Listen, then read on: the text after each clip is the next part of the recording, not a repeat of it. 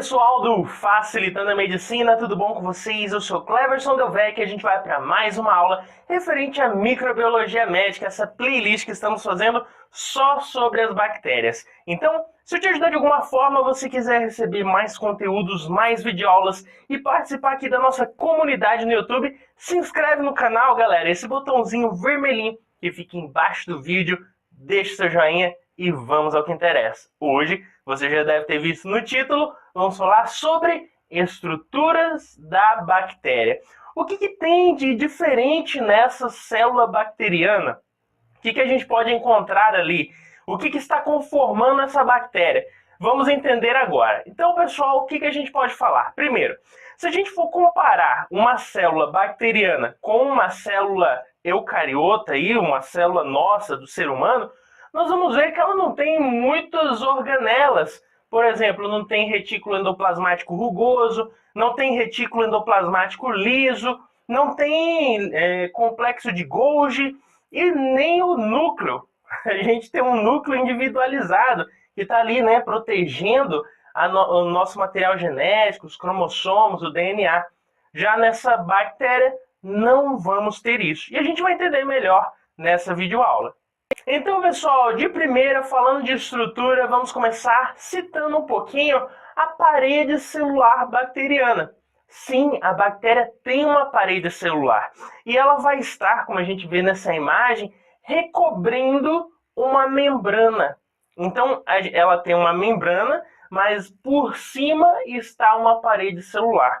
E, claro, essa parede ali vai estar promovendo proteção, vai dar aderência, ela possui até mesmo proteínas que catam substratos do meio, e além da aderência que vai facilitar muito no seu processo de invasão.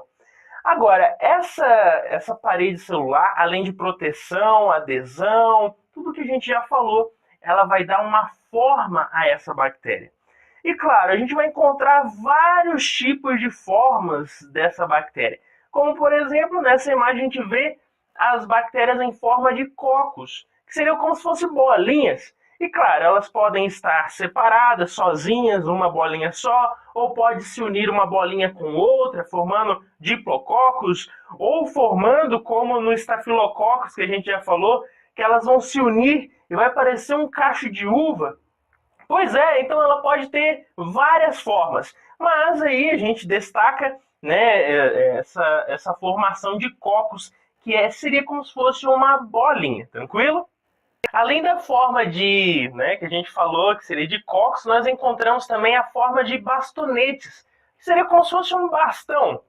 Exatamente como você vê nessa imagem, seria aí um bastonete, né, um bastão. E claro, ela pode estar sozinha, pode estar ali formando fileiras com outras bactérias. Enfim, já falamos do tipo de cocos e também do bastonetes, ou em forma de bastão. Mas também existe em forma de espirilo, que seria como se fossem pequenos filamentos aí, realmente bem móveis. Esse é o tipo espirilo, é um filamento, parece um filamento. Também existe o tipo vibrião. Esse vibrião até lembra um feijão, parece ali aquele grãozinho de feijão, né, que a gente come aí geralmente todos os dias, o brasileiro. Então, vibrião lembra um grãozinho de feijão.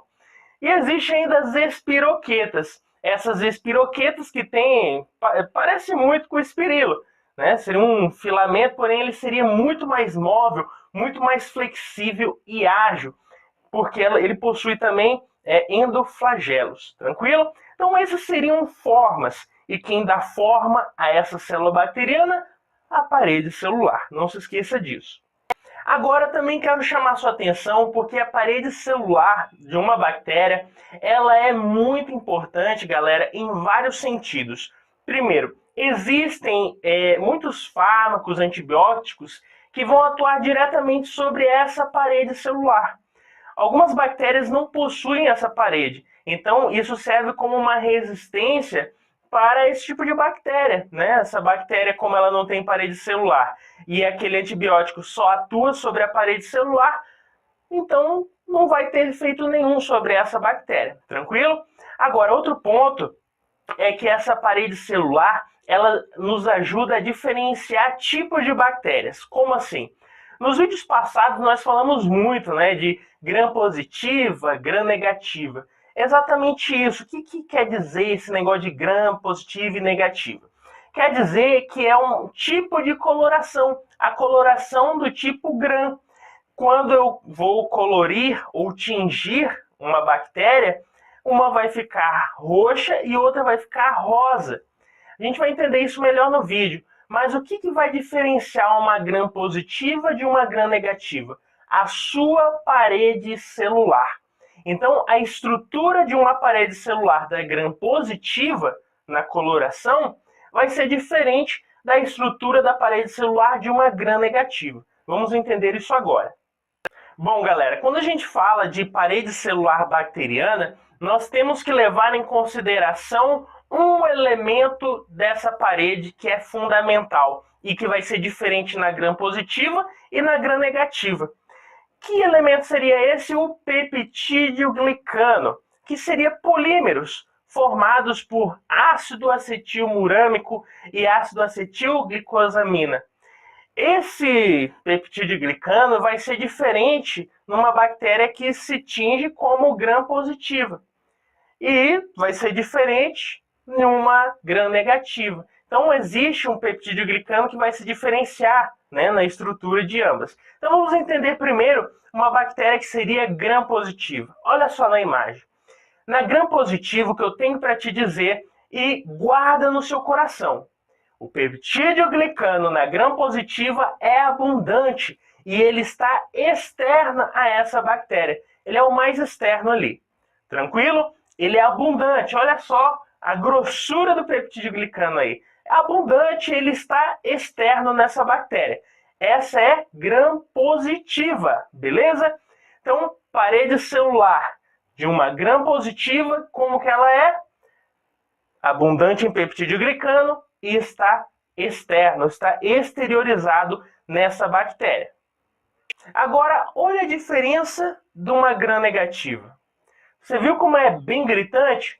Na gram-negativa, esse peptídeo glicano ele vai ser bem resquício, bem pouquinho, e ele está ali mais internamente, né? Mais periplasmático, tem uma membrana ainda que vai estar recobrindo ele.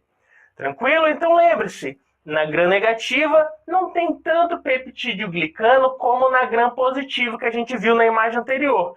Aqui é só um filetezinho pequenininho. E outra, existe uma membrana que o recobre, olha só. Existe uma membrana aí. Belezinha? Então essa é a diferença de uma bactéria que é gram-positiva de uma bactéria que é gram-negativa. E claro, quando a gente usar a coloração de gram, que eu vou te explicar agora, a gente vai ver que a gram-positiva fica roxa e a gram-negativa fica rosa. A gente vê isso ao microscópio quando utilizar esse tipo de coloração. Então vamos entender agora a coloração de gram. Então, galera, como que a gente faz a coloração de gram? Muito fácil. A gente tem uma lâmina que a gente vai utilizar para ver ao microscópio. E o que a gente faz? A gente coloca a bactéria ali. Coloca a bactéria no meio ali com água nessa lâmina. Depois você fixa essa bactéria na lâmina. Como que você faz isso? Passando ali no fogo. Claro que você não vai botar a bactéria direto ali no fogo, né? Vai te fritar. Aí não adianta.